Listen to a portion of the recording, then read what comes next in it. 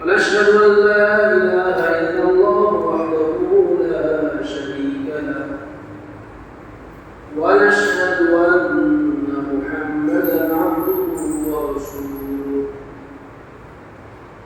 صلى الله عليه وعلى آله وأصحابه وبارك وسلم.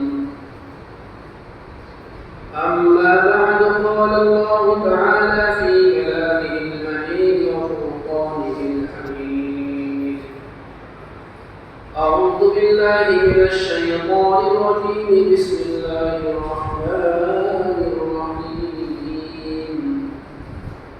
إنا أعطيناك الكوثر فصل لربك وانحر إن شانئك هو الأبتر. قال النبي صلى الله عليه وسلم: ما عمل ابن آدم من عمل يوم النحر أحب إلى الله من إحرامهم، أو كما قال عليه الصلاة والسلام. وقال تعالى في شان محمد صلى الله عليه وسلم: إن الله وملائكته يصلون على النبي يا أيها الذين آمنوا صلوا عليه وسلموا تسليما. اللهم صل على محمد وعلى آل محمد كما صليت على إبراهيم وعلى آل إبراهيم إنك حميد مجيد. اللهم بارك على محمد وعلى آل محمد كما باركت على إبراهيم وعلى آل إبراهيم إنك حميد مجيد. بلغ العلا بكماله كشف الدجى بجماله حسنت جميع خصاله صلوا عليه وآله. صلوا يا قوم صلوا على صلب الأمين مصطفى ما جاء إلا رحمة للعالمين. الحمد لله। সমস্ত প্রশংসা মহান রব্বুল আলামিনের জন্য, যেই মহান রব্বুল আলামিন আমাদেরকে জিলহজ মাসের প্রথম জুমার নামাজ আদায়ের জন্য আল্লাহ তাআলা হাজারো লোকের ভিতর থেকে যাচাই করে বাছাই করে আমাদেরকে সুস্থ দান করে আল্লাহ তাআলা জুমার নামাজ আদায়ের জন্য মসজিদে মেহমান বানিয়েছেন। এই জন্য সকলের দিক থেকে শুকরিয়া আদায় করি আলহামদুলিল্লাহ। আলহামদুলিল্লাহ। দরুদ ও সালাম সেই মহামানবের উপর, যে মহামানবকে সৃষ্টি না করলে আল্লাহ তাআলা কোন কায়দাতে কোনো কিছু সৃষ্টি করতেন না। সেই দয়াল নবী, মায়ার নবী, রহমাতুল লিল আলামিনের উপর দরুদ করি, সকলে করি সাল্লাল্লাহু আলাইহি ওয়াসাল্লাম। আজকে জিলহজ মাসের 2 তারিখ, আগামী শনিবার জিলহজ মাসের 10 তারিখ। এই জিলহজ মাসের 10 তারিখে একটা আমল আছে, যে আমলটাকে বলা হয় কুরবানি। আর ওই দিনটাকে আমরা কুরবানির দিন হিসেবেই চিনি। হাদিস শরীফের ভাষ্য অনুযায়ী ওই দিনটাকে বলা হয় ইয়াউমুল আযহা, জবের দিন বলা হয়। কিসের দিন বলা হয়? জবের দিন, জবে করার দিন। তো ওই দিন প্রিয় নবী সাল্লাল্লাহু আলাইহি সাল্লাম তার প্রিয় জবানে, পবিত্র জবানে এই হাদিস তেলাওয়াত করেন, মা আমিলা ইবনু আদম মিন আমালিন ইয়াউমিন আহাব্বু ইলাল্লাহ। কুরবানির দিন রক্ত প্রবাহিত ব্যতীত আল্লাহ তাআলার নিকট পছন্দনীয় কোনো আমল নেই। আল্লাহ তাআলা সবচেয়ে বেশি পছন্দ করেন কুরবানির দিন কুরবানির আমলটা। কুরবানির অর্থই নৈকট্য অর্জন করা, যে শব্দটা কুরুব থেকে আনা হয়েছে, যার অর্থ নৈকট্য হাসিল করা। আল্লাহ তাআলা কোরআনে কারিমের মধ্যে কিভাবে আল্লাহর নৈকট্য হাসিল করা যায় একটি আয়াত বলেন, অসজুদ অপকারী, যে ব্যক্তি আমার সেজদা করে সে আমার নিকটবর্তী হয়ে যায়। সুবহানাল্লাহ। তাহলে সেজদার মাধ্যমে আল্লাহ তাআলা নিকটবর্তী হয়ে যায়। মুসলমান ইসলাম অর্থ আনুগত্য করা, যে মুসলিম সে আনুগত্য স্বীকার করে নিয়েছে, নিয়েই ইসলামের মধ্যে সে প্রবেশ করেছে। তো আল্লাহ তাআলার হুকুমকে পুরো করার নামই ইসলাম। আল্লাহ তাআলার হুকুম পুরো করার নাম কি? ইসলাম। তো আল্লাহ তাআলা বান্দাকে কখনো নামাজের আদেশ করেন, কখনো হজের আদেশ করেন, কখনো রোজার আদেশ করেন, কখনো বা যাকাতের আদেশ করেন। তো আল্লাহ তাআলা কখনো প্রিয় বস্তু থেকে কিছু আল্লাহর রাস্তায় ব্যয় করতেও বলেন। সূরা আলে ইমরানের মধ্যে বলেন, লান তানালুল বিররা হাত্তা তুনফিকু মিম্মা তুহিব্বুন, যে প্রিয় বস্তু যদি তোমরা আল্লাহর পথে ব্যয় না করো তো তোমরা আল্লাহকে কিভাবে পাবে? আল্লাহর রাস্তায় প্রিয় বস্তুটাকে কি করতে হয়? কুরবানি করতে হয়। মানুষের কাছে সবচেয়ে প্রিয় বস্তু হচ্ছে গৃহপালিত প্রাণী। গৃহপালিত প্রাণী সম্পদের মধ্যে এটার সঙ্গে একটা মহব্বত মানুষের হয়ে যায়। কেননা যত সম্পদ আপনার আছে, জমি, টাকা, সোনা, রূপা, এই সম্পদগুলোর জীবন নাই, কিন্তু যে সম্পদের মধ্যে জীবন আছে, ওকে খাওয়াইতেছেন, ওকে গোসল করাইতেছেন, ওর সেবা যত্ন করতেছেন, ওই সম্পদটা আপনার কাছে অনেক মহব্বতের, অনেক ভালোবাসা। তো আল্লাহ তাআলা বলেন ওই বস্তুটাই তুমি আল্লাহর রাস্তায় কুরবানি করো। তো কুরবানির মাধ্যমে আল্লাহ তাআলার নৈকট্য হাসিল করা যায়। এই কুরবানি কি?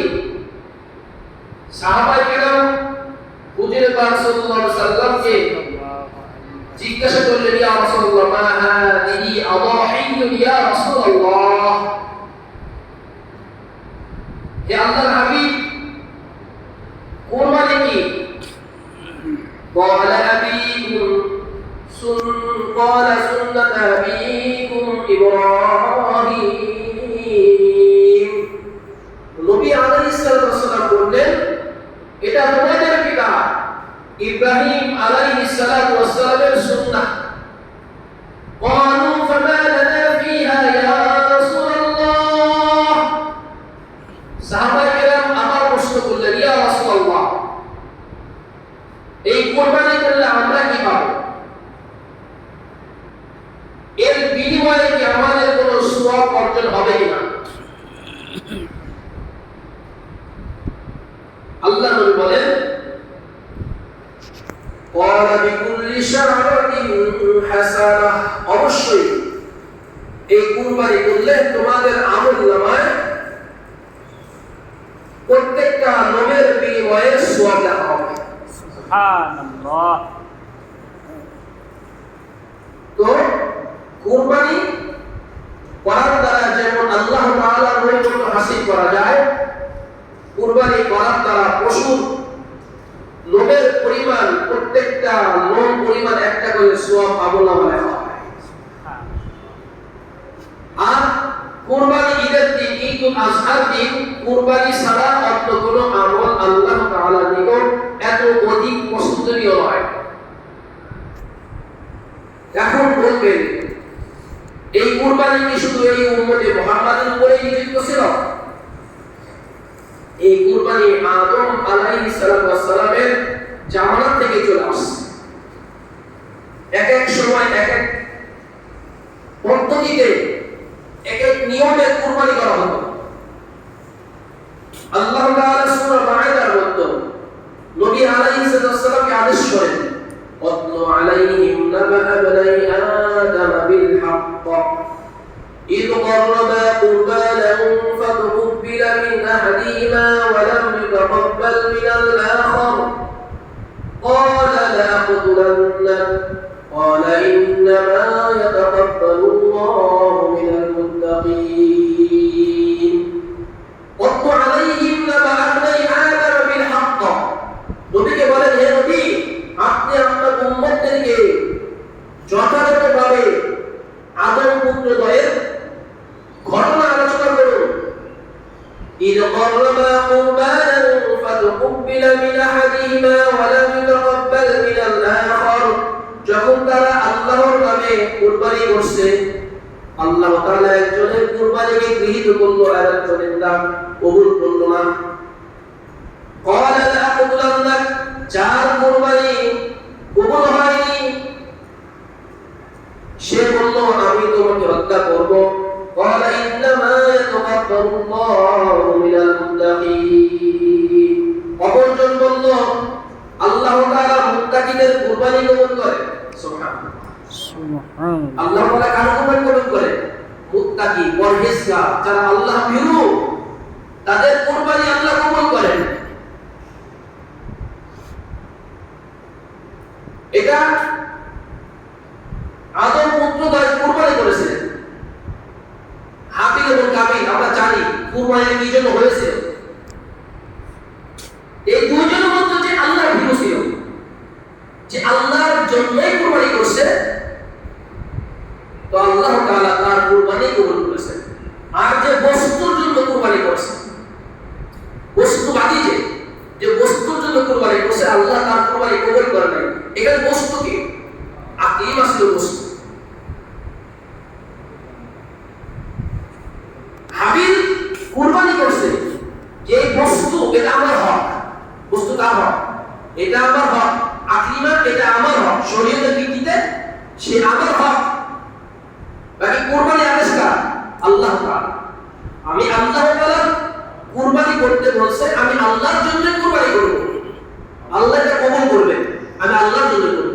আর হক যেটা, সেটা আমার প্রাপ্যনে পেয়ে যাব, না পেলে আফসোস।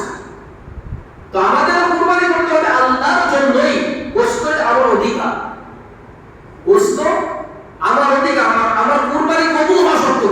গোশত আমার শর্ত নয়, আমি গোশত খাবো না বিলিয়ে দেব, হ্যাঁ না কি করবো সেটা আমার ইখতিয়ার। বাকি কুরবানি করবো এটা আল্লাহর জন্যই করবো, এটা আল্লাহর জন্যই। কুল ইন্না সালাতি ওয়া নুসুকি ওয়া মাহইয়ায়া ওয়া মামাতি লিল্লাহি রাব্বিল আলামিন। এখান থেকে বোঝা যায় হাবিল এবং কাবিলের কুরবানি, এখান থেকে বোঝা যায় যে আল্লাহ তাআলার জন্যই কুরবানি করতে হবে। আপনার গোশত এটা আপনার অধিকার, আপনি খাবেন, আপনি বিলিয়ে দেবেন, আপনি আত্মীয়স্বজনকে দেবেন, সবাই মিলে খাবেন, এটা আপনার অধিকার। আপনার যদি কুরবানি হয়ে যায় তো আল্লাহ তাআলা আপনাকে পরিপূর্ণ সওয়াবে ভাগী করে। হাবিলের কুরবানি কবুল হয়ে গেছে। লা ইন বাসাতা ইলাইয়া ইয়াদাকা লিতাকতুলানি মা আনা বিবাসিতি ইয়াদিয়া ইলাইকা লিয়াকতুলাক ইন্নী আখাফুল্লাহ রাব্বাল আলামিন। হাবিল বলল, তুমি আমাকে হত্যা করার জন্য তুমি যদি তোমার হাতকে প্রসারিত করো, আমি আমার হাতকে তোমাকে হত্যা করার জন্য প্রসারিত করব না। কেন করব না? ইন্নী আখাফুল্লাহ রাব্বাল আলামিন, কারণ আমি বিশ্ব প্রতিপালক আল্লাহ তাআলাকে ভয় করি। কাকে ভয় করে? আল্লাহ তাআলাকে। তুমি যদি আমাকে হত্যা করার জন্য শরীয়ত যেটা আমাকে হক দিয়েছে, অধিকার যেটা দিয়েছে, এটা আমি পাবো। তুমি এটার জন্য যদি আমাকে হত্যা করো তাহলে তুমি জালেম। তুমি কি হলে? জালেম হলে। তো তুমি আমাকে হত্যা করলে আমি তোমাকে হত্যা করার জন্য আমার হাতকে প্রসারিত করবো না, আমার হাত উঠাবো না। ইন্নী উরিদু আন আখু, এর পরবর্তী আয়াতে বলতেছে তুমি আমাকে হত্যা করে আমার পাপ এবং তোমার পাপের ভাগী তুমি হয়ে যাও এবং তুমি দোষকবাসী হয়ে যাও, এটা আমি চাই। এটাই জালেমদের পুরস্কার। এটা কি? জালেমদের পুরস্কার। বলা ইন্নী উরিদু আন আখুকা, তুমি আমাকে হত্যা করো, আমার পাপের বোঝা, তোমার পাপের বোঝা তুমি বহন করো এবং তুমি জাহান্নামের অধিবাসী হয়ে যাও। আর এটাই তোমার পুরস্কার। এটা জালেমদের পুরস্কার। অধিকার যার, আর একজন তার হক মেরে নিয়ে তাকে হত্যা করে, তাকে কি বলা হয়? জালেম বলা হয়। তো মোটামুটি এটা ছিল হাবিল এবং কাবিলের একটা ঘটনা, যেটা আল্লাহ তাআলা নবীকে উম্মতদেরকে শোনাতে বলেছেন। فبعث الله غلاما يبحث في الأرض ليريه كيف يواري سوءة أخيه قال يا ويلتى أعجزت أن أكون مثل هذا الغراب فأواري سوءة أخي فأصبح من النادمين। কাবিল হাবিলকে হত্যা করলো। হত্যা করার পরে এখন কি করবে সে ভাবতেছে। তো আল্লাহ তাআলা তাকে শেখানোর জন্য একটা কাক পাঠিয়ে দিলেন। কাক সে মাটি খুঁড়লো এবং এটা হাবিল দেখলো আর আফসোস করতেছে, হায় আমি কি একটি কাকের সমতুল্য হতে পারলাম না, যে নিজের মৃত ভাইয়ের মৃত দেহকে লুকাইতে পারি।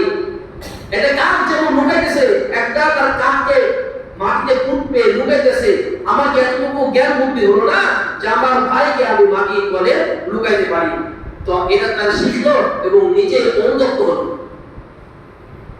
তো কুরবানি এটা আমার শুধু এই নবী উম্মতের জন্য নয়, আল্লাহ তাআলা এই আদম থেকে নিয়ে এই কুরবানির প্রচলন করে আসতেছে।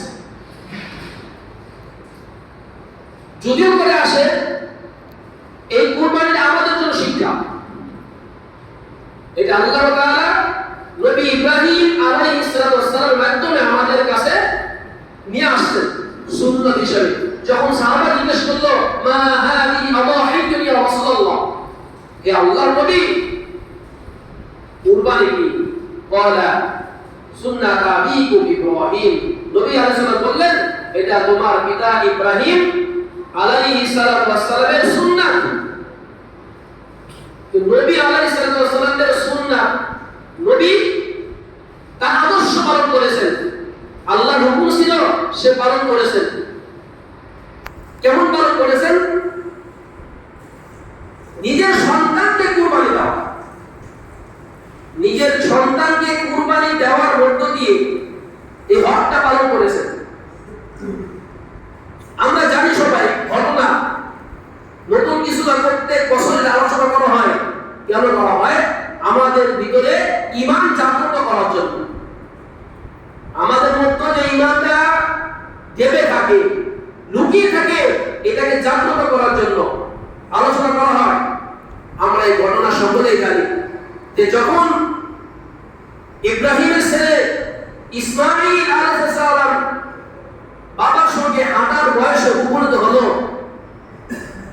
ফালাম্মা বালাগা মা'আহু সা'য়া ক্বালা ইয়া বুনাইয়া ইন্নী আরা ফিল মানামি আন্নী আযবাহুকা ফানজুর মাযা তারা। তো আল্লাহ নবীকে স্বপ্ন দেখানো হলো। কি স্বপ্ন দেখছে? তার ছেলেকে জবাই করতেছে। দেখছে এতটুকুই। এখানে কোনো আদেশ করা হয় না যে তুমি তোমার সন্তানকে জবাই করো, কুরবানি করো, এটা আদেশ করা হয় নাই। শুধু জবাই করতে দেখছে। তো নবীদের স্বপ্নটাও ওহী হয়। নবী রাসূলদের স্বপ্ন ওহী। তো সেই হিসাবে ইব্রাহিম আলাইহিস সালাম বুঝে নিলেন এটা আমাকে কি করতেছে? আদেশ করা হয়েছে। দেখেন এদিকে বাবাকে আদেশ শব্দ দেখাইছেন, যখন এই স্বপ্নের কথাটা সন্তানকে বলছেন, ইয়া বুনাইয়া আন্নী আযবাহুকা ফানজুর মাযা তারা, হে আমার সন্তান আমি স্বপ্নে দেখলাম তোমাকে আমি জবাই করতেছি। তা আমরাও তো আমাদের সন্তানদের কাছে বললে কি বলতো সেটা তো পরের কথা, সেটা পরে বলে যাবে যে স্বপ্নে দেখছি তোমাকে জবাই করতেছে, আমার সন্তানের মুখ থেকে কি উত্তর আসলো সেটা ভাবার আর সময় নাই, কি আসতে পারে সেটা জানা যায় তো। তো যেহেতু নবী তার সন্তান নবী, قال يا من افعل ما تؤمر, সোজা শব্দ কথা, হে আমার পিতা, قال يا من افعل, আপনি তাই করুন, মা তুকমার, যা আপনাকে আদেশ করা হয়েছে, সুবহানাল্লাহ, আপনাকে যেটা আদেশ করা হয়েছে আপনি সেটা পালন করুন। এখানে তো আদেশ করা হয়নি, স্বপ্নে দেখানো হয়েছে, স্বপ্ন ব্যাখ্যা জানতে চাইছে, তো উনি বলে দিলেন, বুঝতে পারছেন যে এটা যখন আল্লাহ নবীকে দেখানো হয়েছে এটা আদেশের মতো, এটা আদেশ, ওহী এটা, তাহলে এই কাজে আমাকে সহযোগিতা করতে হবে। কাজটা কার? হুকুমটা কার? আল্লাহ। হুকুমটা কার? আল্লাহ। আল্লাহর হুকুম এক নবীকে করছে, আর আরেক নবী এই কাজে যদি সহযোগিতা না করে তাহলে তো হবে না, এটা আমাকেও সহযোগিতা করতে হবে, আমিও যেন আল্লাহর আদেশের ছুরির তলে মাথা নুয়ে দিতে পারি। এই জন্য বলছেন সাতাজিদুনি ইনশাআল্লাহু মিনাস সাবিরিন, সাতাজিদুনি ইনশাআল্লাহু মিনাস সাবিরিন, বলে নাই যে আমি সবর করব, আপনাকে যে আদেশ করা হয়েছে আপনি সেটা পালন করুন, আমি সবর করব, এটা বলে নাই। কি বলছে? আমি সবরকারীদের অন্তর্ভুক্ত হয়ে যাব। সুবহানাল্লাহ। এর দ্বারা বিনয়ী একজন মানুষ কতটুকু বিনয় হইলে এই কথা বলতে পারে, আমি সবরই করব, আমি সবরি করতে পারবো কিনা সেটা তো আল্লাহ তাআলা জানেন, কতটুকু ধৈর্য আমাকে দেবেন সেটা আল্লাহ জানেন, কিন্তু কথাটা কত সুন্দর করে বলেছে যে আমাকে সবরকারীদের অন্তর্ভুক্ত পাবেন। যে সমস্ত অতীতের যত নবী ছিল, আইয়ুব আলাইহিস সালাম, সুলাইমান আলাইহিস সালাম, দাউদ আলাইহিস সালাম, এদের উপরে যত পরীক্ষা আসছে তারা সবরের সঙ্গে যে উত্তীর্ণ হয়েছে, ইসমাঈল আলাইহিস সালাম নৈতিক ইঙ্গিত করেছেন আমিও তাদের অন্তর্ভুক্ত হয়ে যাব, আমিও কি তাদের অন্তর্ভুক্ত হব, আপনার যে আদেশ করা হয়েছে আপনি সেটা পালন করুন। ফালাম্মা আসলামা ওয়া তাল্লাহু লিল-জাবিন ওয়া নাদাইনাহু আইয়া ইব্রাহিম, যখন পিতা পুত্র উভয়ই জবের গায়ে জবের সম্পন্ন জবের কাজ যায়া জবের করার কাজ সম্পাদন করবে, তখন আল্লাহ বলে ইয়া আইয়া ইব্রাহিম, হে ইব্রাহিম, কত সাদ্দাকতা রুবিয়া, তুমি দেখতেছি স্বপ্ন সত্য করে ফেলছো, কত সাদ্দাকতা রুবিয়া, তোমাকে দেখালাম স্বপ্ন আর তুমি বাস্তব দেখাইলে, সাতাজিদুনি, কত সাদ্দাকতা রুবিয়া, তুমি তো স্বপ্নকে কি করেছো বাস্তবে পরিণত করেছো। তো আমি এভাবেই যারা নেককার সৎ কর্মশীল তাদেরকে আমি পরীক্ষা করি নাকি। তো আল্লাহ তাআলা এই পরীক্ষা করার পরে একটা আসমান থেকে জান্নাত থেকে দুম্বা বানাইছে, এই দুম্বাকে জবে করা হয়েছে। মূলত এটা ছিল ইব্রাহিম আলাইহিস সালামের একটা কঠিন পরীক্ষা, অগ্নি পরীক্ষা ছিল। আর যখন এটাতে পাস করলেন, ওয়াতারাকনা আলাইহি ফিল আখিরিন সালামুন আলা ইব্রাহিম, যখন এই কাজ পরীক্ষা পাস করলেন তো আল্লাহর পক্ষ থেকে সালামুন আলা ইব্রাহিম, ইব্রাহিম আলাইহিস সালামের জন্য শান্তি ঘোষিত, আল্লাহ তাআলা সালাম পাঠালেন। ওয়াবাশশারনাহু বিইসহাক নাবিয়্যাম মিনাস সালিহিন, এবং এর সুসংবাদ দিলেন যে পরবর্তী যে সন্তান হবে তার নাম হবে ইসহাক, নাবিয়্যাম মিনাস সালিহিন, সে নবী হবে এবং নেককার বান্দা হবে। আল্লাহ তাআলা এক সন্তান কুরবানি করার পুরস্কার আল্লাহ তাআলা আরেক সন্তান নবী হবে সেটার ঘোষণা আল্লাহ তাআলা দিয়ে দিলেন। এটা ছিল নবী আলাইহিস সালামের পরীক্ষা। তো সেই আমল যেহেতু আমাদের জাতির পিতা ইব্রাহিম, সে আমাদের নাম দিয়েছে মুসলমান, মিল্লাতা আবিকুম ইব্রাহিম ওয়া সাম্মাকুমুল মুসলিমিন।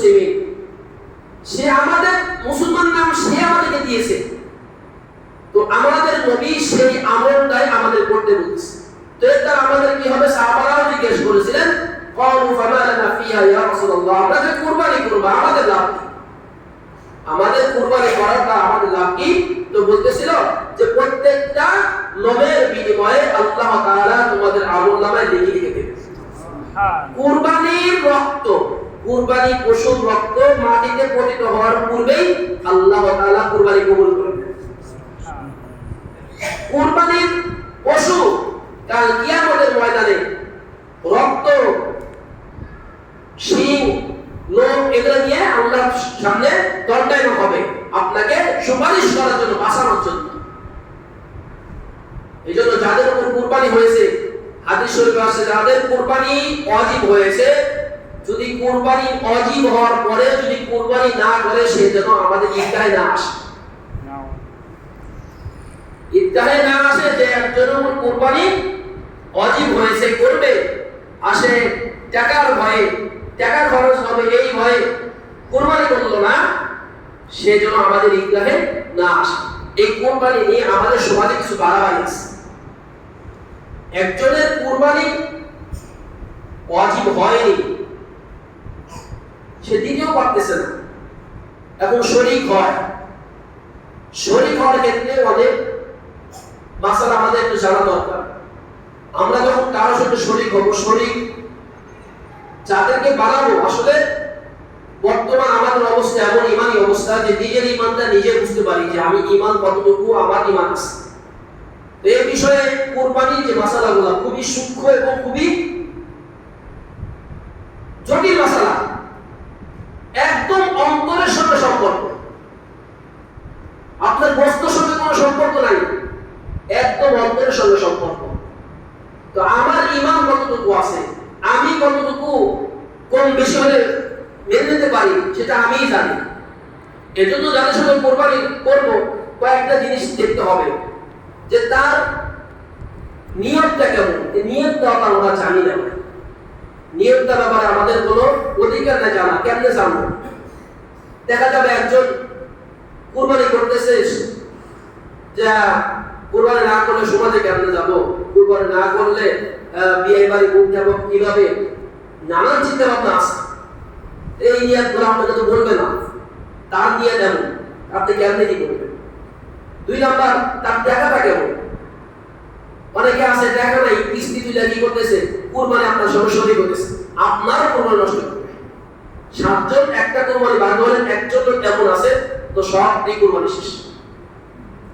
তেমন নয় যে কুরবানি আমার উপর ওয়াজিব হয়নি, কিন্তু আমাকে কিস্তি তুলে ঋণ হয়ে কুরবানি করতে হবে, এরকম কোনো জোর জুলুম নাই, এটা করবেন না, এটা করবেন না। আর যদি ওয়াজিব হয়েই থাকে তো অবশ্যই পালন করবেন।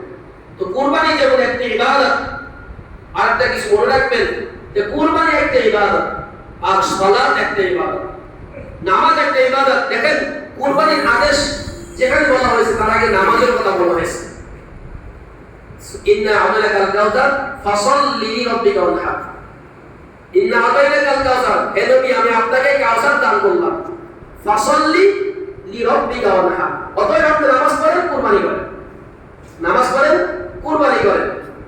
ইন্না সালাতি ওয়া নুসুকি, আমার নামাজ আমার কুরবানি। এখানে কি করছে, আগে নামাজ আছে তারপর কুরবানি আছে। ইন্না সালাতি ওয়া নুসুকি ওয়া মাহইয়ায়া ওয়া মামাতি, আমার নামাজ, আমার কুরবানি, আমার জীবন, আমার মরণ রব্বুল আলামিনের জন্য। কার জন্য ভাই? রব্বুল আলামিনের জন্য। তো আমার নামাজটা আগে থাকবে, আমার নামাজটা আগে থাকবে। আমি নামাজ ফরজ থাকে না, কুরবানির সময় আমি আওলাদ বরাদ্দ ঋণ করে যেভাবে করে কুরবানি করব, এটা আমার প্রয়োজন নেই। নামাজটা যদি আমি ঠিকমতো আদায় করি আর আল্লাহ তাআলার কাছে দোয়া করতে থাকি যে সবাই কুরবানি করতে পারে, অর্থ সম্পদ দিয়েছেন আল্লাহ আমাকেও দেন, আমাকে হজ করার জন্য আপনি কবুল করেন, বিভিন্ন বিষয়ে দোয়া করে এগুলো আমরা হাতে নেব। সবাই যাকাত দিতে পারে, আল্লাহ আমাকে এই যাকাত দেওয়ার সম্পদ দেন যাতে করে আমি যাকাত দিতে পারি। এই জন্য ভাগী হওয়ার ক্ষেত্রে কয়েকটা বিষয় দেখে নেব আমরা, যে তার নিয়তটা কেমন, তার টাকাটা কেমন। হ্যাঁ, এরকম কিছু বিষয় দেখে দেব ইনশাআল্লাহ। আগামী জুমায় এই কুরবানির কিছু মাসআলা নিয়ে আলোচনা হবে। আল্লাহ পাক সকলকে কুরবানি করার যারা নিয়ত করেছেন কুরবানি করার তৌফিক দান করেন। ওয়া আখিরু দাওয়ানা আলহামদুলিল্লাহি রাব্বিল আলামিন।